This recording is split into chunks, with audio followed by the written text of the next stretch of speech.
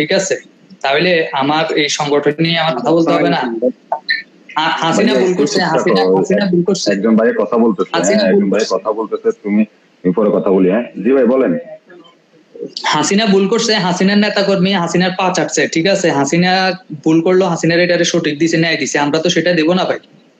আমরা কোনো বাম সংগঠন থেকে উঠে আসি নাই, ঠিক আছে? আমরা সর্বসময় আমরা সততা নিশ্চয়তার ভিত্তিতে আমরা সংগ্রাম করে আসছি, এখনো করবো ভাই। আওয়ামী লীগের বিরুদ্ধে কথা বলছি, জামাতের প্রোপাগান্ডার বিরুদ্ধে কথা বলছি, এখন বিএনপি ভুল করলে বিএনপির বিরুদ্ধে কথা বলবো ভাই। অবশ্যই ভাই, অবশ্যই। আমি তো বলবো পরে, আমি তো বলতেছি, অলরেডি বলতেছি। আপনি হয়তো আমার ভিডিও বা স্ট্যাটাস গুলো দেখেন কিনা জানি না। না আমি দেখি, আমি আপনাকে ফলো করি। আমি আসলে আপনার আমার সাথে আমার আগের আইডিতে অ্যাড ছিলেন, আমার আইডিটা নির্বাচনের 1 মাস আগে আমার আইডিটা ডিসেবল করে দিয়েছে বট বাহিনী, ঠিক আছে? এখন যে আইডিতে আমি আপনাদের সাথে কন্টিনিউ করছি এটা আমার নতুন আইডি। বট বাহিনী হামলা করছেন না? হ্যাঁ ভাই, বট বাহিনী হামলা করছে, আমার আইডি শেষ করে দিছে।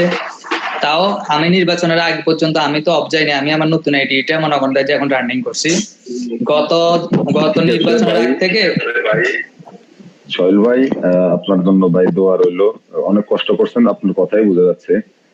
যাই হোক, আপনি যেগুলো বলছেন এগুলো গুরুত্বপূর্ণ কথা। আমাদেরটা যদি আমরা বুঝে না নিতে পারি তাহলে আমাদেরকে কেউ দিবে না এগুলো, এটা বাস্তব।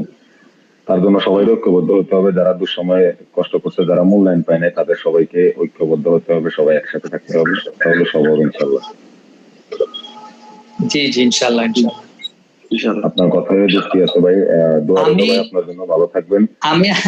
আমি আজকে প্রবাসী, কিন্তু আমি নির্যাতনের শিকার হয়ে আমি আজকে প্রবাসী। আমি যখন মামুন ভাই খোকন ভাই যৌথভাবে মানে 16 বছরের ইতিহাসে একটা সমাবেশ করতে পারে নাই, সেই বৃহৎ সমাবেশ আমরা 2022 সালে করছি। সেই সমাবেশে আমি আহত হয়েছি। আমি আহত হওয়ার পরে ফ্যামিলির প্রেশারের পরে যাই আমি প্রবাসে আসতে বাধ্য হয়েছি। 2018 সালে একবার আপনার মাথা পাঠাইছি, ঠিক আছে? তো বুঝেন ভাই, আপনারা এত কষ্ট করার পর এখন সোহেল ভাই মৃত্যুর আগ পর্যন্ত প্রবাসে থাকার নিয়ত করেন, ইনশাল্লাহ আমিও করছি। না না, এটা বলতে পারে দেখা যে মৃত্যুর আগে সারা জীবনে যদি প্রবাসে কাটাইতে তাহলে এটা কেমনে হইব? দেশে আসতে হবে।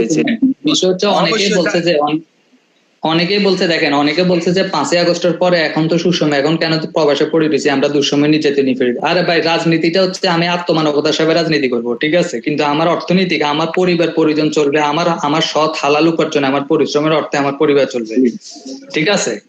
রাজনীতিতে আমার শ্রম গাম আমার নেতাটা থাকবে কিসের জন্য? আমার এলাকার, আমার পাড়া প্রতিবেশীর কল্যাণে, মানব কল্যাণে।